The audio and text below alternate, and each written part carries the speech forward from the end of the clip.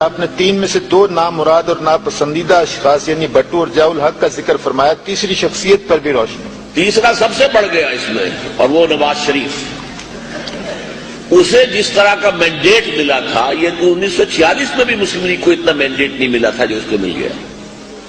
اور جب پھر میں نے خط لکھا ان کے والد کو، اور پھر وہ چاروں شرفاء میرے پاس آئے اور وعدہ کیا کہ ہاں ہم یہ کام کریں گے، میں نے کہا دستور میں یہ ترمیم کرو اور سود کے معاملے کو جو تم نے ڈالا ہوا ہے کولڈ سٹوریج کے اندر، اس کی اپیل جو ہے دائر کرواؤ۔ چاروں، میاں محمد شریف مرحوم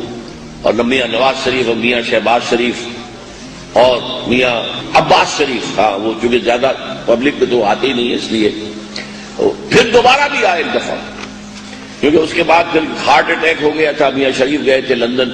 علاج کرا کے آئے، تو پھر میں نے اشتہار شائع کیا تھا کہ آپ سمجھیے کہ اللہ نے پھر آپ کو مہلت دی ہے، کچھ کروائیے جلدی سے۔ پھر آئے، چاروں کے چاروں آئے، ہم کریں گے، کچھ نہیں کیا، سب جھوٹ۔ تین آدمی یہ ہیں، بھٹو وہ سیکولر انداز کے اندر، لیکن کم سے کم چین جیسا ملک تو بنا جاتا نا، اپنے پاؤں پر تو کھڑے ہوتے،